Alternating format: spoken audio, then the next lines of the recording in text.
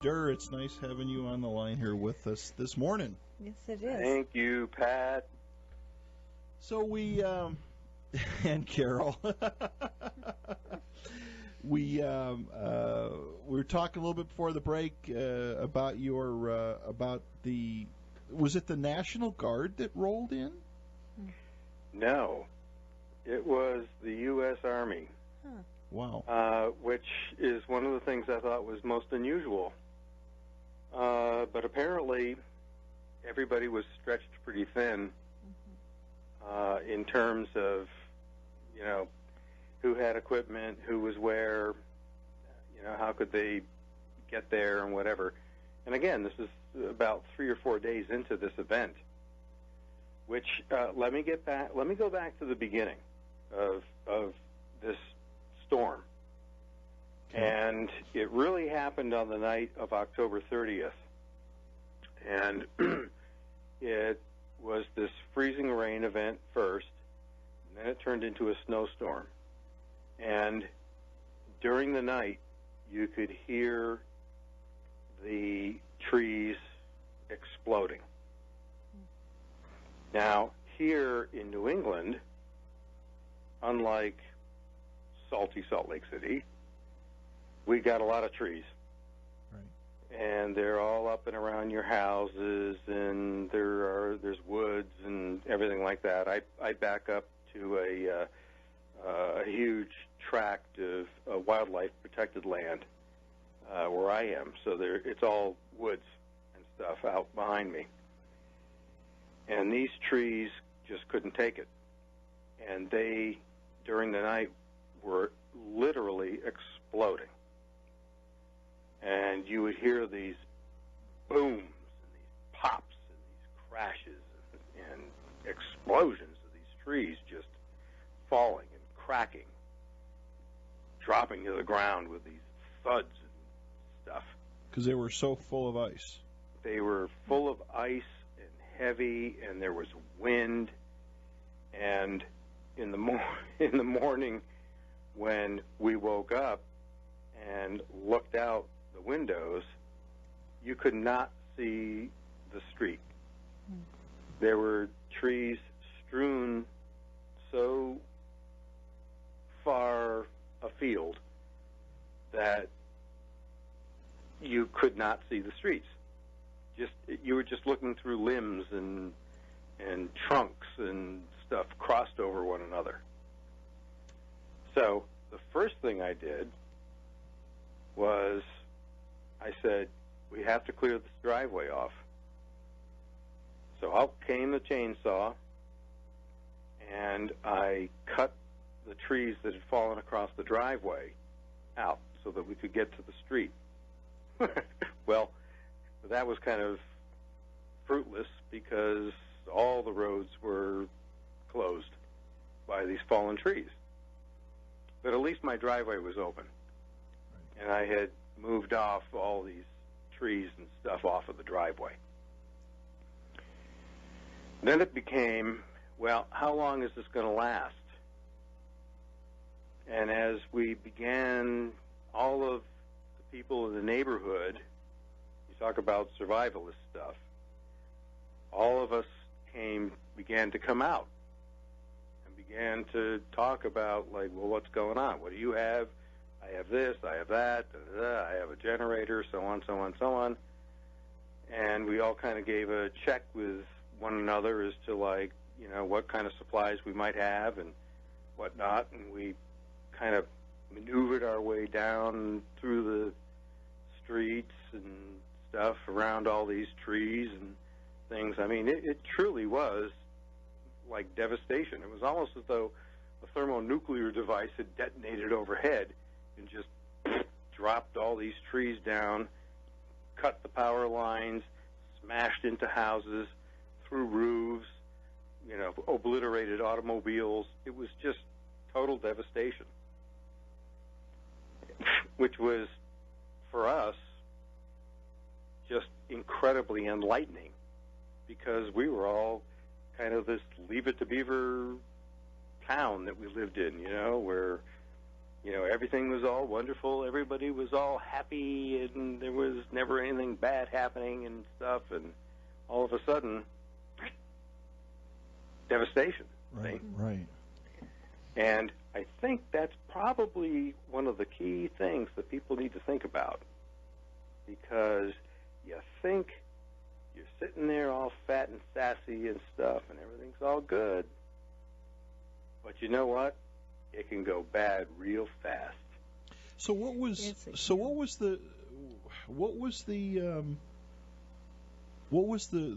the government in there? I mean, any idea?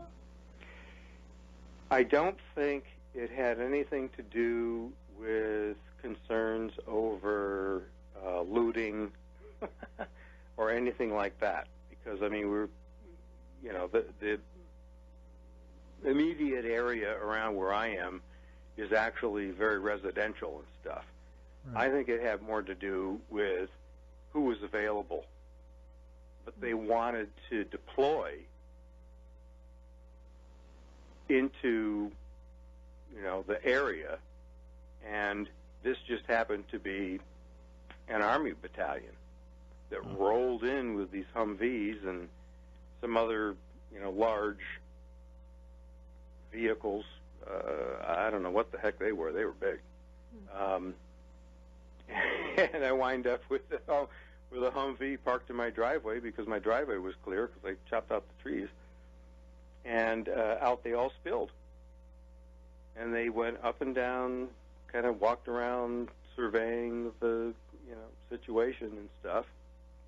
And I went out to talk to them, and they were friendly enough, but they really didn't give any kind of information, because I don't think they really had any information.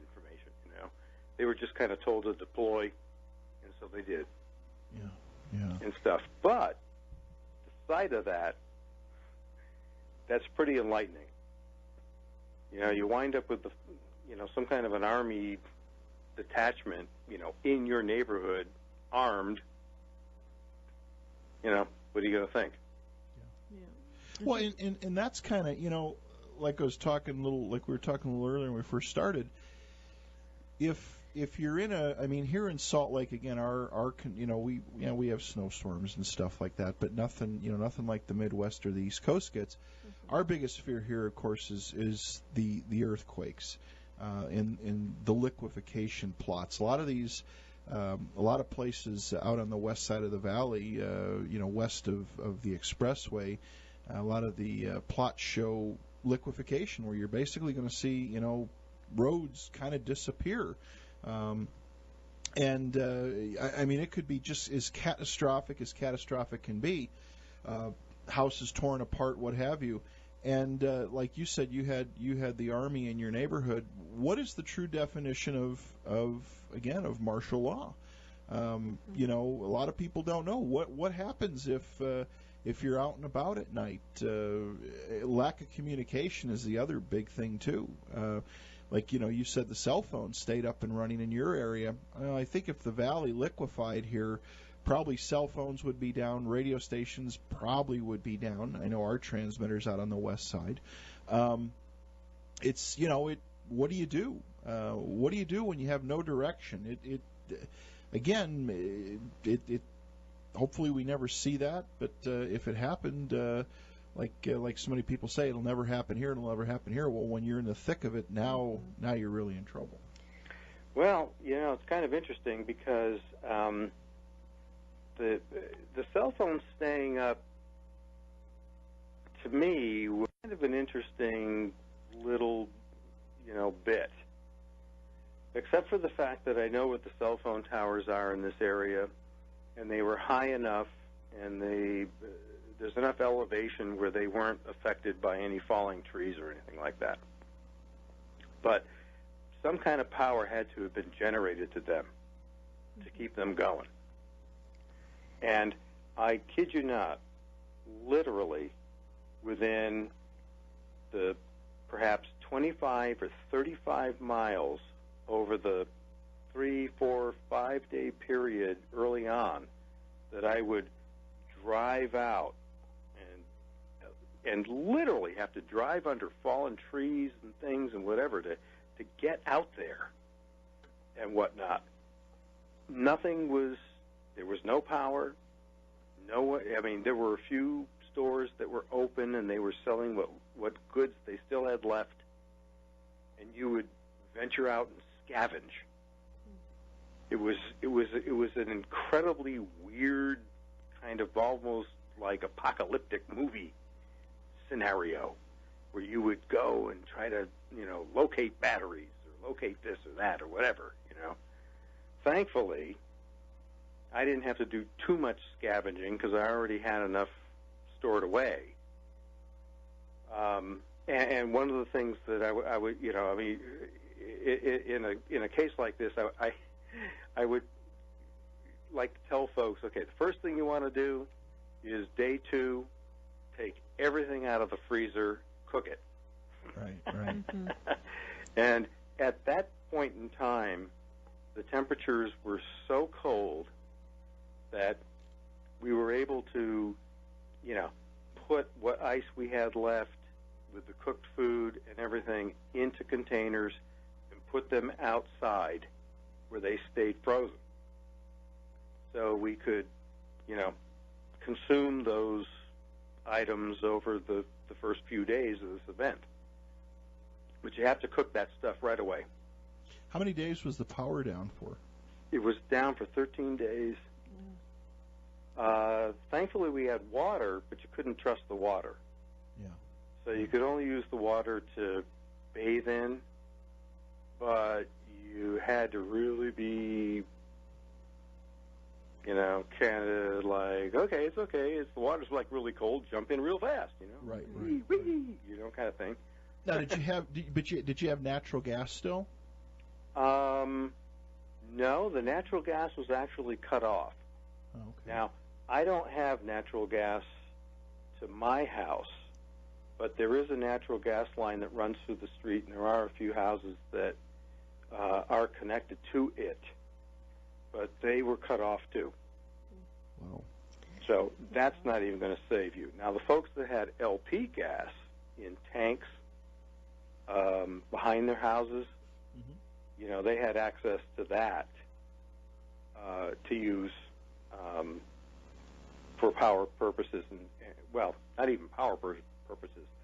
Actually, they couldn't use the LP gas because it took electricity in order to fire the heaters in order to burn the gas. Right. So they couldn't even use that. So, it wound up being, kind of a really long, kind of a cold, dank camp out. It's the best way that I can describe it. Yeah. That's a long time. It is a long time. I know here I'm going to say it had to be around 03, was it maybe 03, 04, Christmas we had the ice storm. I don't know if it affected where you were, but I know it took down a lot of the like West Valley was down for about 5 days. Well, we had that blackout for a few days. Yeah. With the it was actually one of them times. It was Christmas Eve, I think it hit.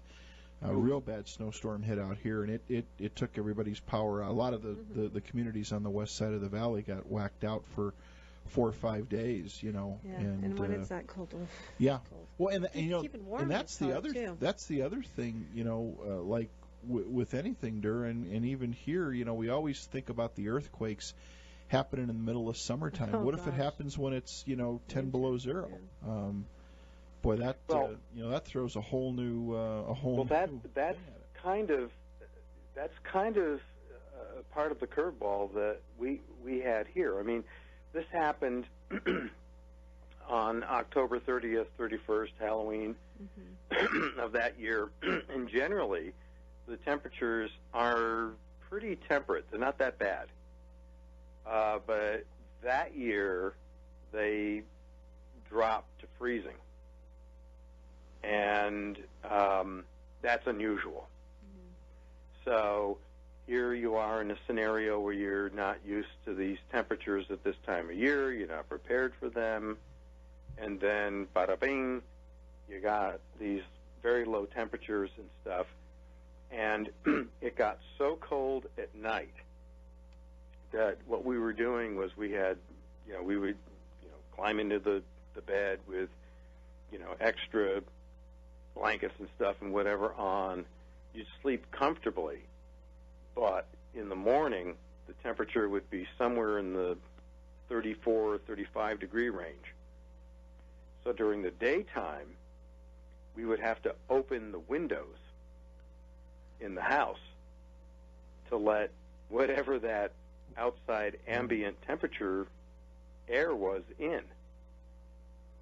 And that would kind of warm the interior of the house as it cooled down during the night. And then you would quickly, as the afternoon, the sun began to set, you'd close those windows and trap whatever warm air was in there, and then you would load more logs onto the fire and keep that fire going, which is another thing that, you want to have some firewood. If you got a fireplace, you want to keep that fire going all the time. Yeah. A little bit. Whatnot. Did you notice in your, I don't know if when you went through this for the couple of weeks, did you notice? Were you able to get out and about, or were you pretty much trapped there? Well, for the first probably 3 or 4 days, we were pretty trapped. But being an adventurous soul, my son and I got in the car and we went out. Now, you talk about martial law. The governor of the state had basically said, no automobiles on the road, unless it's necessary and whatever, and blah, blah, blah. And, I basically said, whatever. Right. And off we went. And I mentioned this before, we literally had to drive under trees that were across the road and whatever to venture through the roads to see if anything was open, if there was any power anywhere. And we kind of would have this, kind of daylight adventure of finding out what was still open, still around, who was alive and well and whatnot and stuff. And it did take on in the first maybe like 4 or 5 days this kind of apocalyptic feel of there's nobody moving, nobody around, everything's quiet, and to kind of drop an exclamation point on that. I'm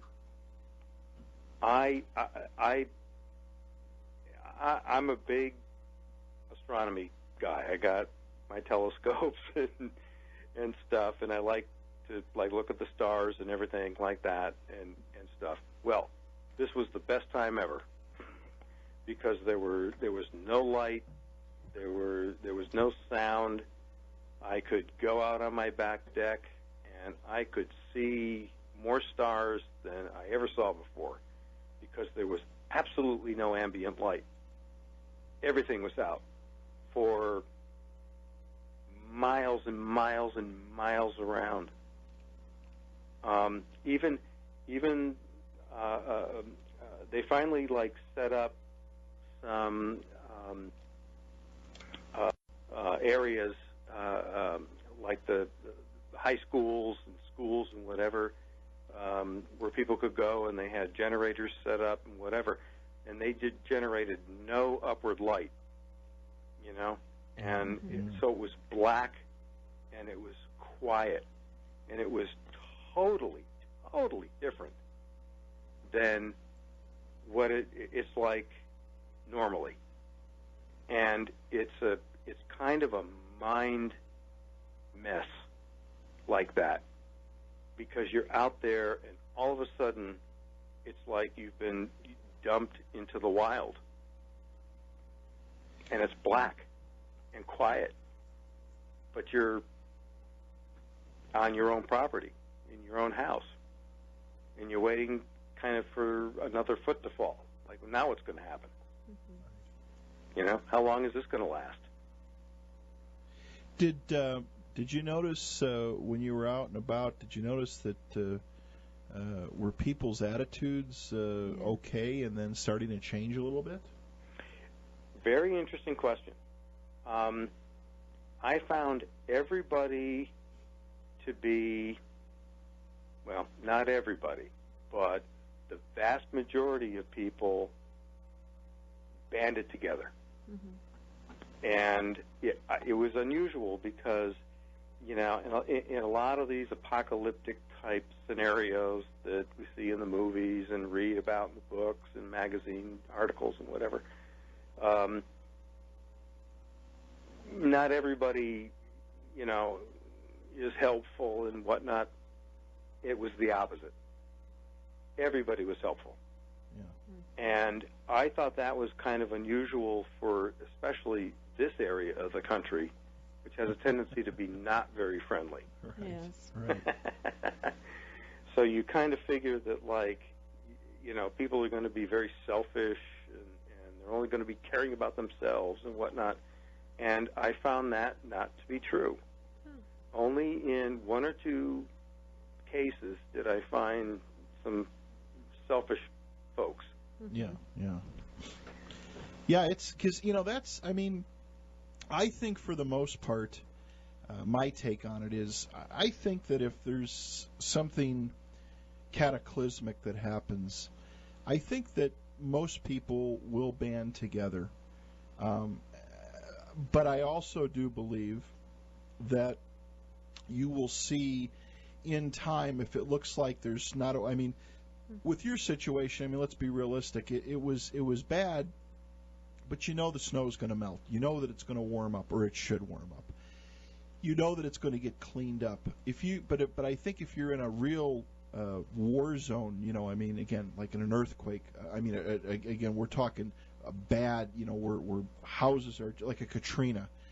I think that people will band together, but then there will be a point in time where the bad element will come out, and it will, and you know, the bad will try to capitalize on things.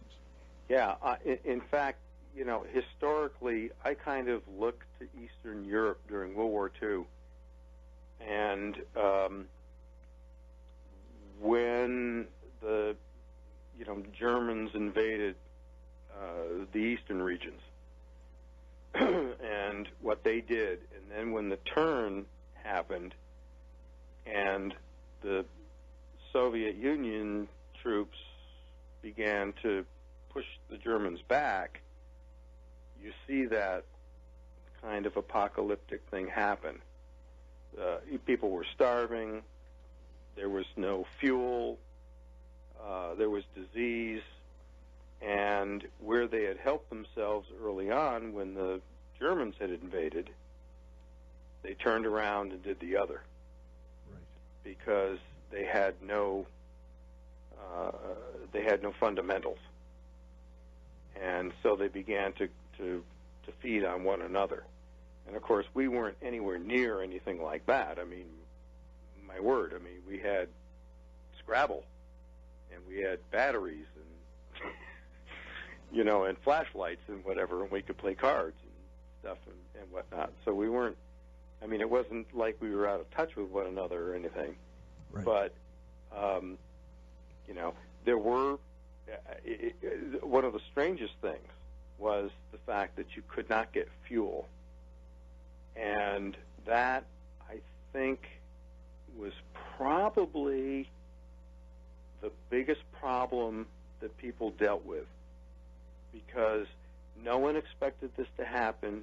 So it wasn't like we had advance warning that there was going to be a blizzard or something. So everybody ran down to the gas station and filled their vehicles and stuff with gas, and they, you know, filled up their gas cans for generators or whatever.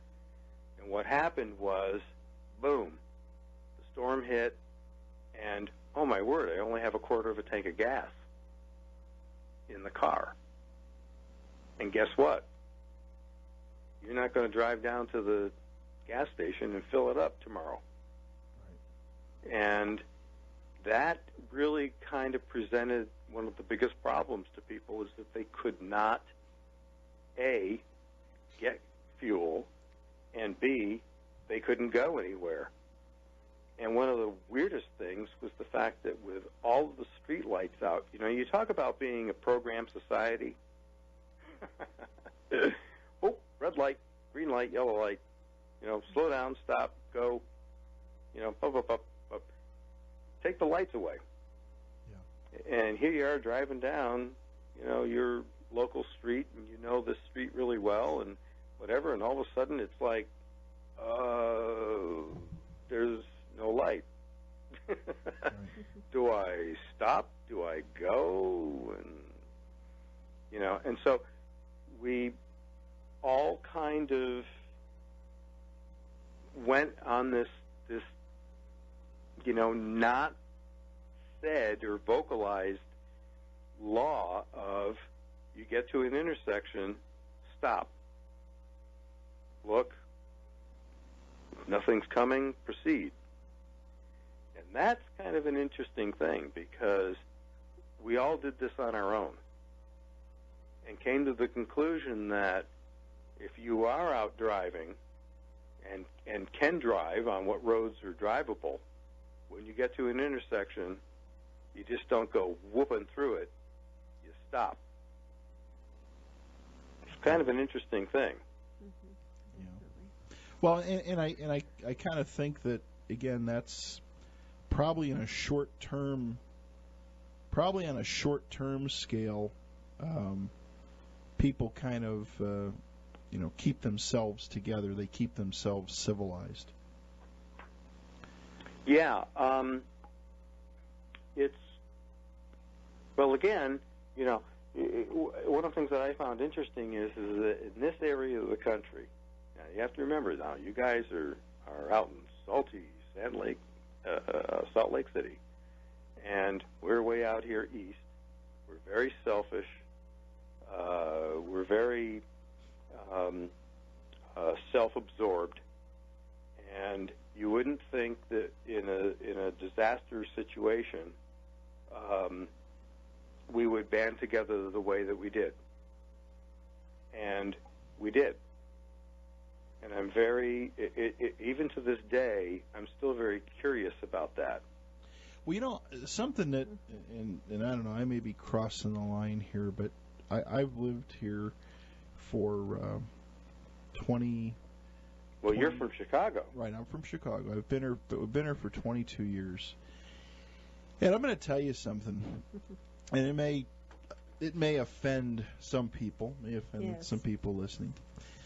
I think the attitude here is a lot worse than people realize. It's kind of a one thing I've noticed about here, and is it's everybody here is self-absorbed. Not everybody, but a lot of people are self-absorbed.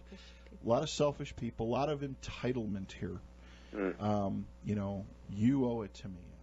Somebody owes me something. And I'm not saying everybody, but things have really changed here in the past 22 years. 22 years ago, it was kind of the small town. Now everybody is got a chip on their shoulder. The entitlement is terrible here.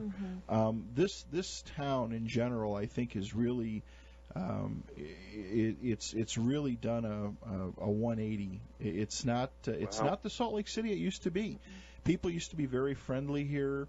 I'm not saying everybody. I don't want people get mad, but there are a lot of very ignorant people here. Very not street smart, not street savvy people here. No common sense. That's right. In the way they drive. One thing, I love going back east. Yeah. You know what? To me, it's like, people are so down to earth and so nice. And they are. And I've lived here my whole life. And you've been here. That's changed. right. You've lived here your whole life.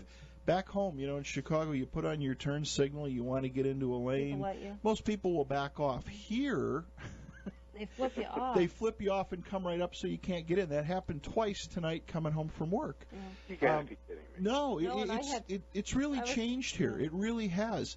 And well, you have too many people from out here that moved over there. That's the problem. You got a lot of California. You have a bunch of us here. But no, you really do. You really have a lot of people. The attitude of this town, and I think a lot of the older people will agree, it has really changed, and it's changed not for the good. Yeah.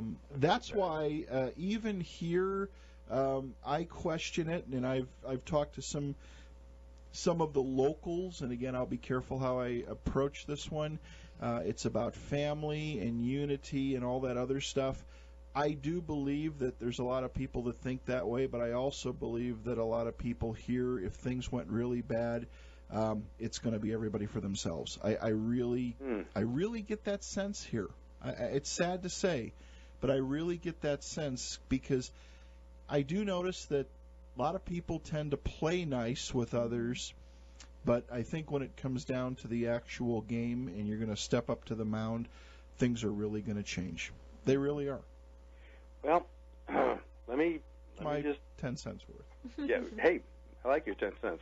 It's probably worth 12. Anyway, my 10 cents. I would never have thought that living where I live, with the people that I've lived with for as many years as I've lived with them, would have acted the way that they acted during this mini crisis. And I say mini crisis because, I mean, it was bad, but it was not, the end of the world. But I would not have expected them to have conducted themselves the way they did, to be as helpful as they were, and most especially as unselfish as they were. And in this area of the country, it's almost unprecedented. So it's kind of a little bit of a chin scratcher, and you can kind of say, well, maybe there is a little hope for this human race of ours that we kind of limp around in, Yeah. our little meat suits. Yeah. That we live in and stuff. And for me, it was actually a very positive takeaway. Now, an interesting thing is let's look at what happened after the event occurred. How do people conduct themselves after the event, when everything went back to normal? And they still stayed pretty human. Yeah. Mm-hmm. And that, to me, was another positive, that maybe there was some kind of a shift that happened. Maybe we all learned something, and we all became a little bit kinder, a little bit more caring, maybe a little bit more loving, because this event happened to us. Well, and again, I don't know how it would be here. Again, because nothing. I mean, there's been nothing even along those lines here of any sort of interruption in life, if you will. So it's hard to say. I would hope that people would be good, and I would hope that I would hope that everybody would kind of pull together for the cause. But I mean, I look out on the East Coast. I look at the 9/11 thing, how people pulled together there. Again, I would hope that the people would stay on the good side. But I without being negative, I think that there's some that would go the other way. I really do. Oh yeah, yeah. You're going to have. I mean, for every right there's a wrong.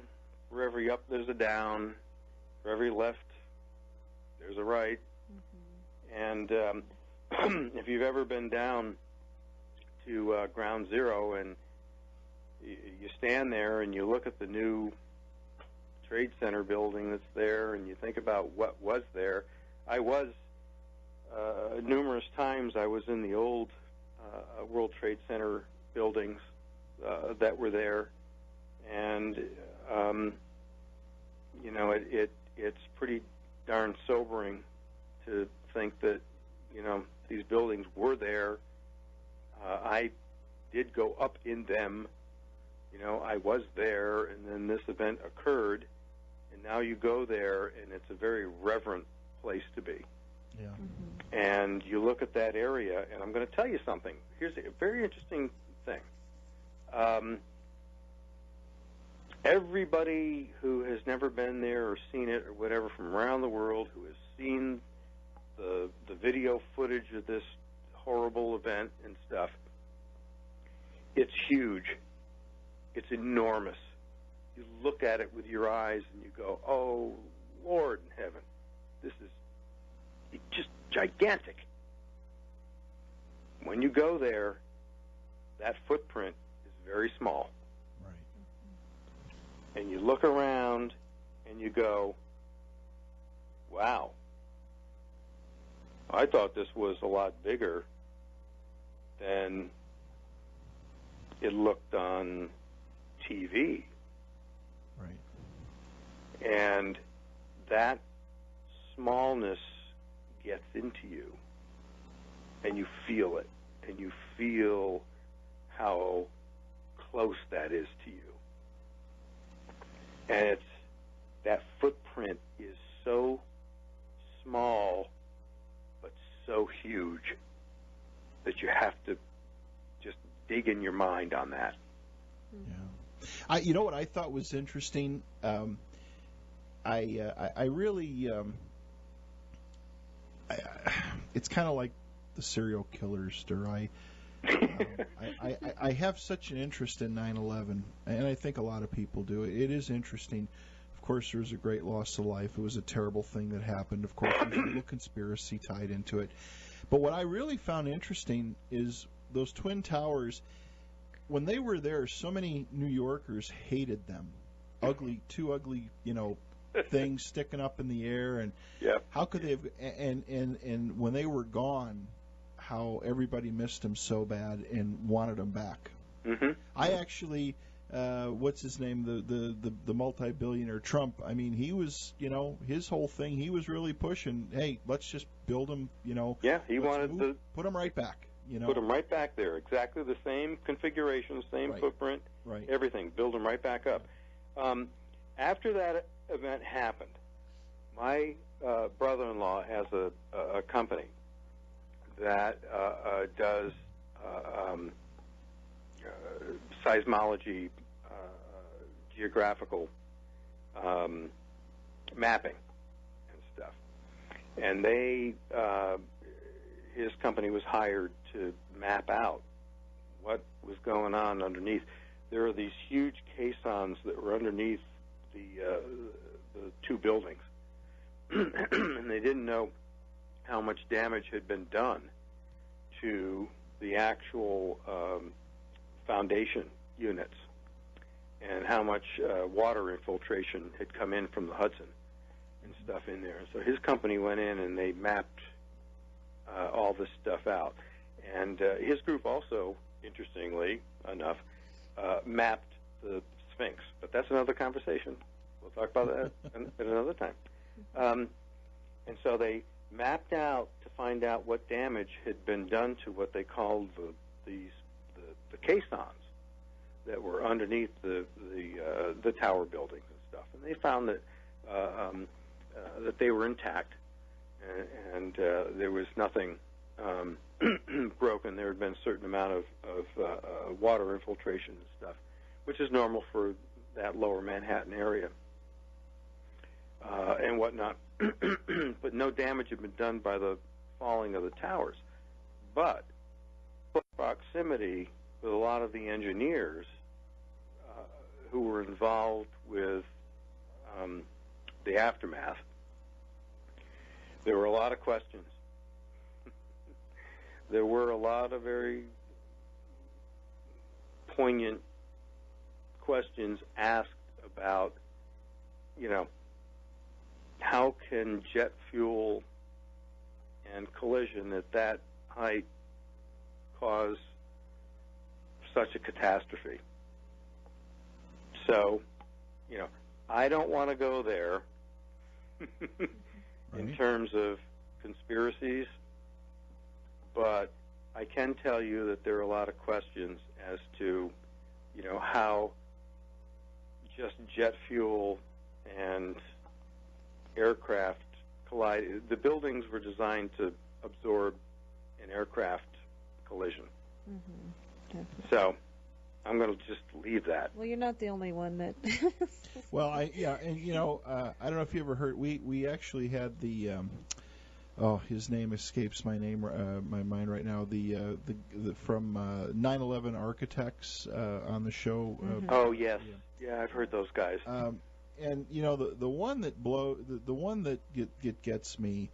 I mean, okay, we talk about a lot of the fringy stuff, and we've had John Lear on and talked about holograms and all the other kind of fun stuff.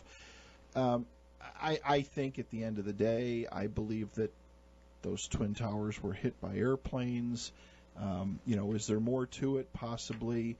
But that building number 7 still mystifies me. Yep. How a couple little, what I would call trash can fires burning on a couple of floors, and the whole thing just come down at 5:30 in the afternoon all by itself. That makes no sense. I don't care what anybody says, and anybody says, well, come on, anyone with a little common sense should realize there is something more to that. Yeah, there's high strangeness involved with that. Mm-hmm. But I can tell you that when that event occurred, my nephew was at NYU, and at exactly that time in the morning, he was walking to class. And what's interesting about NYU is that it's in the city, and their classrooms are all over the city. They're all kind of dotted around Washington Square. And that first airplane flew literally right over his head. And he looked up, and he thought, what the, airplanes they don't fly, this low. I mean, helicopters, sure, but, big jets. And he watched it, and from where you can stand on 3rd Street near Washington Square, you're looking. If you're looking south, you're looking right at the where the World Trade Center towers were, and he was standing right there, and he watched this thing just go, boom, right into the building. So it's like, I've asked him, I said, well, what was it? And he said, it was going real fast, and it was an American Airlines jet. Yeah. Well, today, my son goes to NYU. And the new Trade Center is there. And from his dorm room, I can look out the window, and I see it.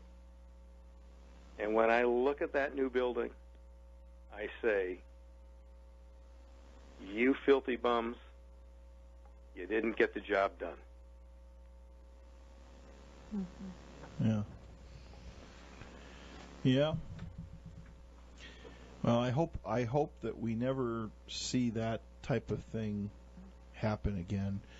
This missing airliner, I know now they're talking about the Australian government thinks they might have found something in the Indian Ocean, but I think there's a little more to this missing airliner, and hopefully. Well, Pat, you're a pilot. Yeah.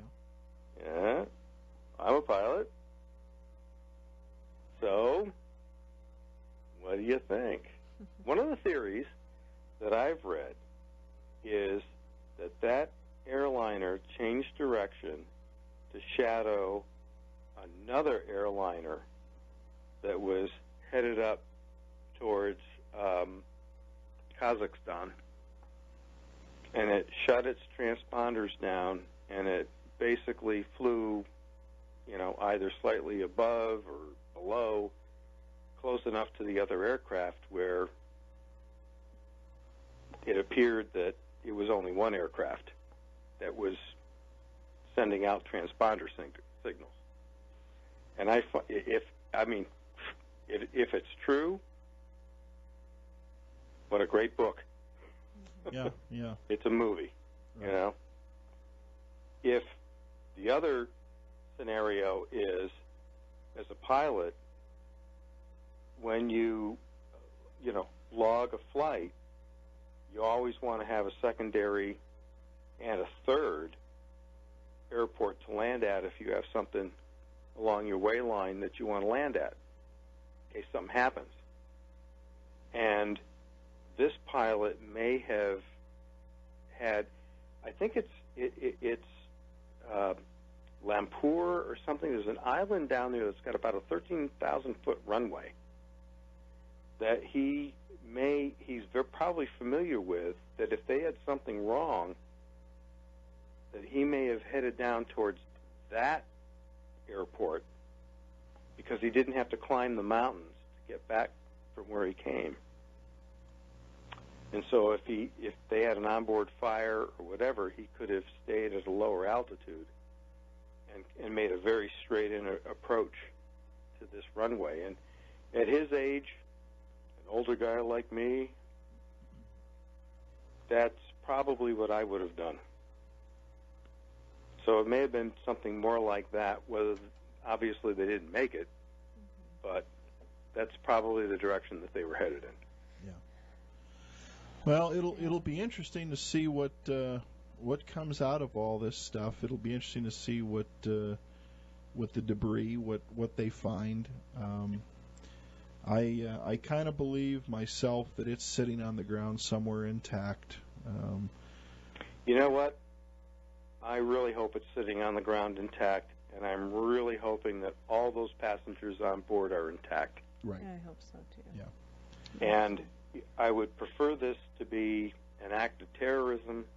They got this airplane down, and they're holding these people as hostages because at least they're alive. Right. Exactly. Very, very true. So. Very true. Only time will tell. And what's sad, though, is that whatever they tell us, we have to believe, and you never know. You just hope. You got to believe the media. Well, I'm just saying, if you got to believe the media. Whoa. I have to believe NBC? No. No.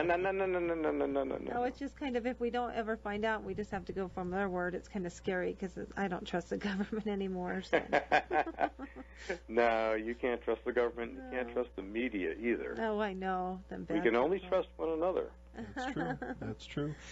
Dura, we've got to sign off. We got a couple minutes left, and we're going to head home. And thank you for spending time on the air with us here. It was fun, and hopefully we got people out there thinking a little bit tonight.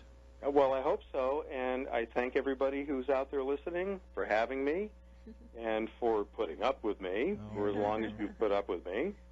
And I wish blessings on all of you, and I will say good night. You know what? Before you leave, though, one of these times you should call in, and you and Pat should do a show together. It'd be pretty. There you cool. go. See? We should do a show together. Yeah. Oh boy, what high strangeness shall we talk about? I don't know. Whatever you guys want. I think it would be fun. It would be fun. It would. Well, thank you guys so much. All right. Have a great night. Take care and be safe. Good night. Be blessed. All right. Good night.